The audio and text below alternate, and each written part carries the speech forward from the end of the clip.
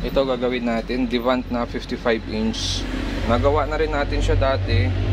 Ang naging problema nito ay clock signal, 2024-07. So ngayon ay 10 na, 2025. So isang taon mahigit na siya. Clock signal issue.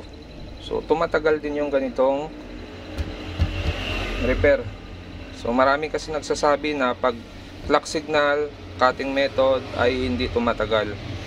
Depende po yan sa panel na gamit. May mga panel na tumatagal, mayroon ding panel na hindi. Kaya nakadepende doon sa damage ng ating glass ang ganitong repair. So ang issue ngayon, may power siya kaya lang nagsha-shutdown or ayaw tumuloy. So nung binuksan ko, positive nga, nakita natin yung portion na ito na sunog. Ito, yan, sunog siya. So yung mga ganitong problema, yung function kasi nito pwedeng nasa PFC ito or nasa mismong main power supply nya.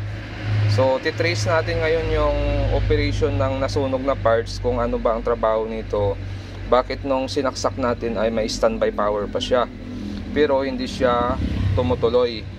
So maaring sa section ng backlight siya, or pwedeng magkahiwalay yung supply ng standby power natin sa supply ng backlight section natin. So aalamin natin ngayon yan. At kung bago lang kayo sa aking channel, huwag kalimutan mag-subscribe. Okay, so ito na. Bali, ang function ng capacitor na yan ay ito kasi yung diode natin, bridge type na diode. Tapos ito yung in natin, AC input yung dalawa sa gitna, tapos magiging DC na siya. Mapapansin mo, nakaparallel lang siya sa may DC supply natin, So ito yung negative natin, tapos yun naman yung positive natin. Mapapansin mo yung positive dito, yung negative dito. So nakaparallel lang siya sa circuit. So pwedeng kahit wala yung kapasitor, pwedeng umandar yung power supply natin. Kaya ang naging issue lang nito, dahil hindi nag-trigger magkaroon ng open circuit yung damage nito, hindi pumutok yung fuse nito.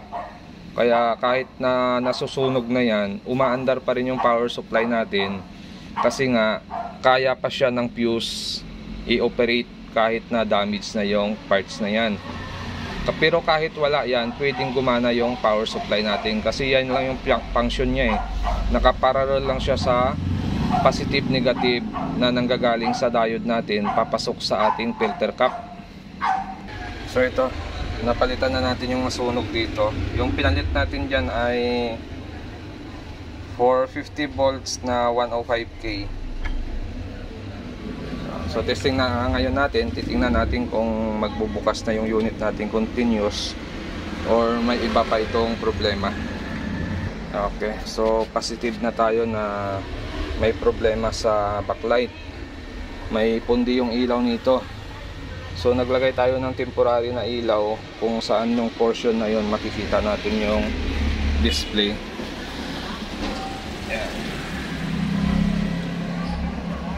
Yun parang kulay asol siya, Tapos lumalabas yung no signal naman niya.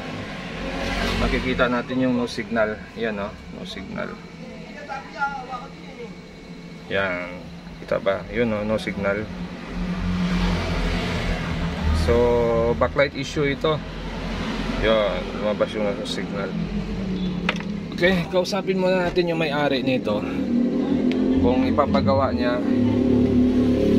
Nasa 55 inch ito, tapos nagkaroon na rin ng problema yung panel nito dati. So tingnan natin kung papayag siya sa presyo na ibibigay natin dito, kasi backlight issue na ito Okay, so ito na. Okay na, bali ginawa natin yan, pinalitan natin backlight.